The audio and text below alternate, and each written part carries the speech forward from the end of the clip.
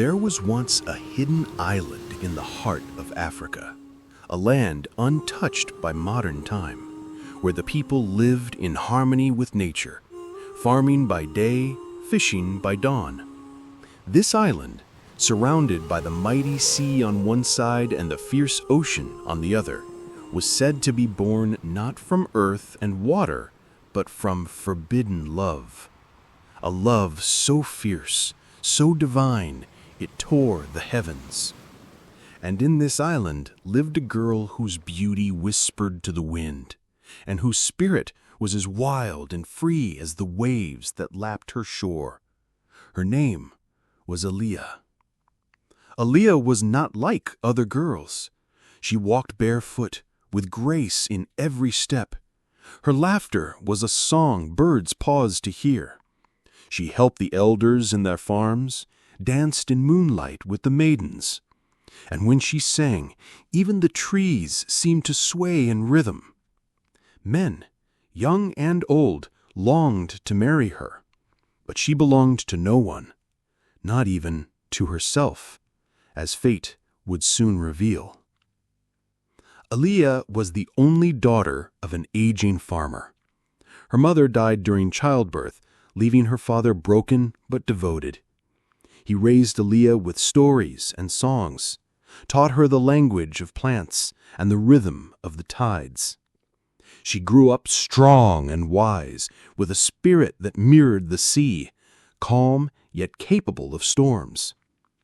Despite her beauty, Aliyah never let pride dwell in her heart. She fetched water from the river for elders, wove baskets for the market, and sang lullabies to children.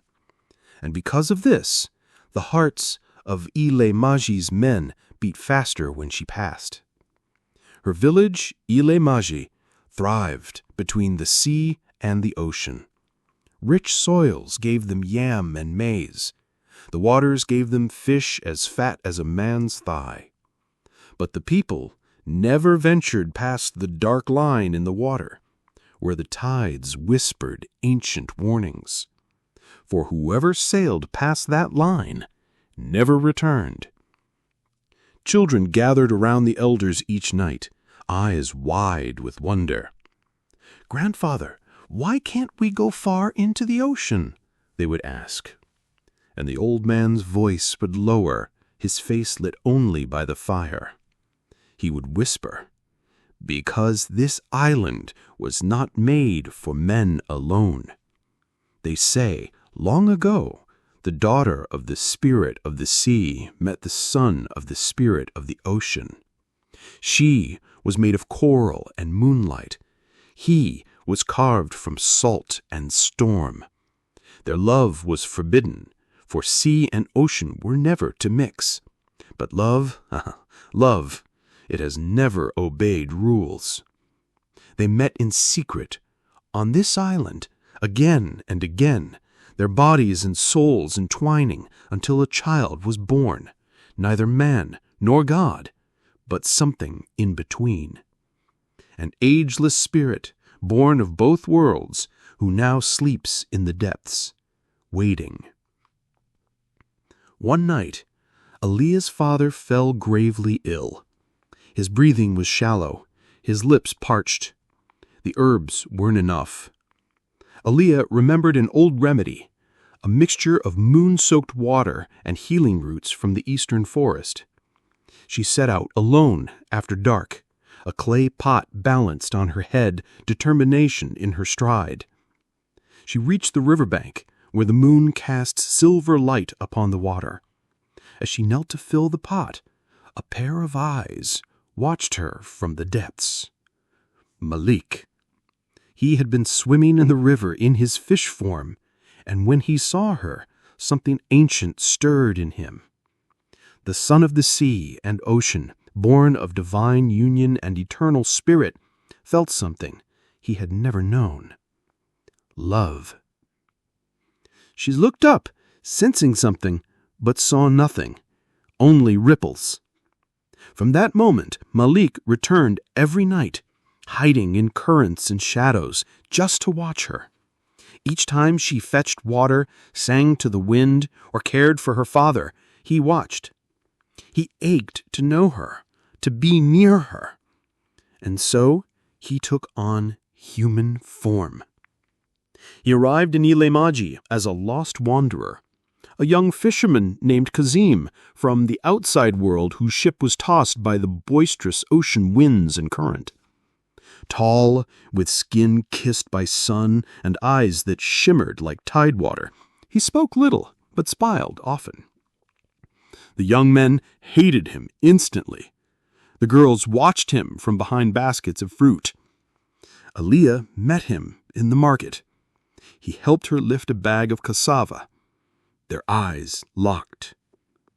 He became a regular presence, helping elders, fixing broken nets, telling stories.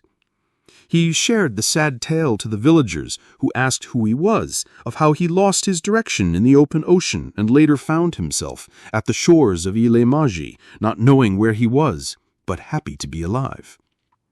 Aliyah tried to resist. She had rejected many before, but there was something in him, something familiar, a stillness in his spirit. They walked together beneath the starlight. They sang songs of old kings. He carved her a necklace from seashells, and she began to fall in love. Just as joy bloomed between them, the island began to wither. Fish stopped approaching the nets. Trees turned gray. Crops failed. Elders wept. The priestess, Mama Iniola, tossed bones into a calabash. The sea is angry. The ocean mourns. A debt must be paid. Panic spread. Sacrifices were made, drums beaten, but the spirits were silent. One night, Aliyah dreamed of the river, the same moonlit river. A voice called her name. Aliyah, come to me. She returned to the river as in the dream. There Kazim waited, but he looked different. The air shimmered around him. He stepped into the water and glowed with power. His skin changed, his voice deepened. I am Malik, son of the sea and ocean. My parents created this island for their love. I am its guardian. I watched you, loved you, and now I must ask you something no one else can.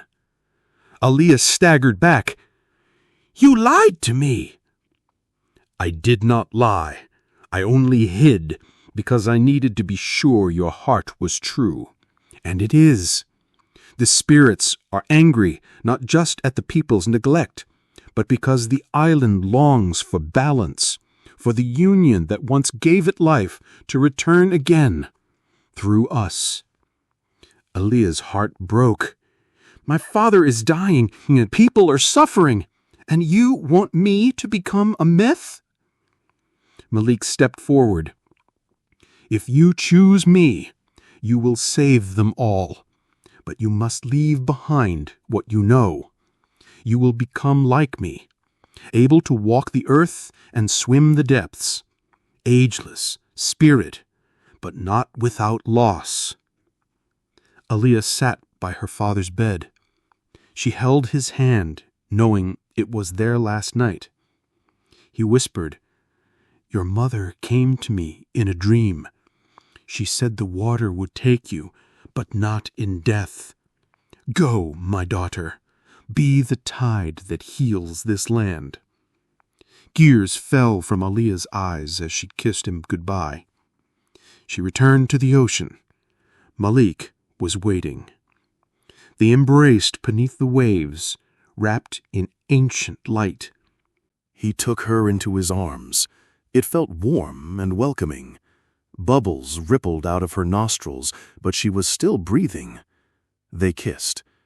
They laid on a soft, cushioned rock. She felt the size of the man between his thighs. Her heart began to pump faster, not because she was scared, but because She was experiencing an immortal pleasure. She gasped as it penetrated, their sweats combining, her juice flowing uncontrollably like a ripe watermelon squashed by a massive cucumber. And his body got firmer with every thrust.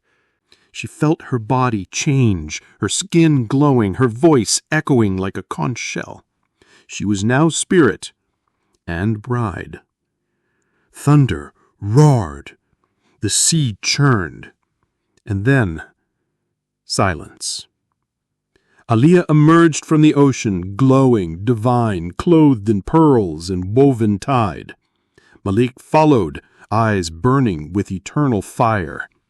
The villagers dropped to their knees. I am Aliyah, daughter of Ile Maji, bride of the waters, queen of spirit and soil.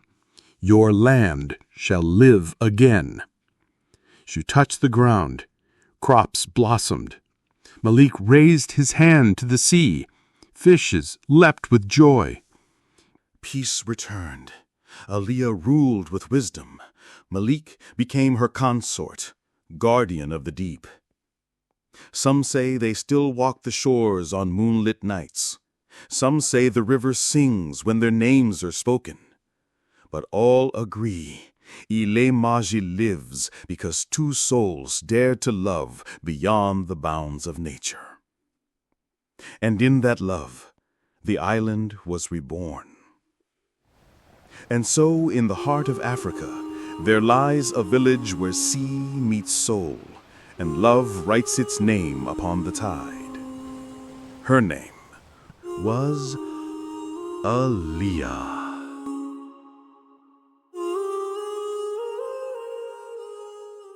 If you enjoy our stories, please don't forget to like this video and subscribe to our channel. See you on the next one. Thank you.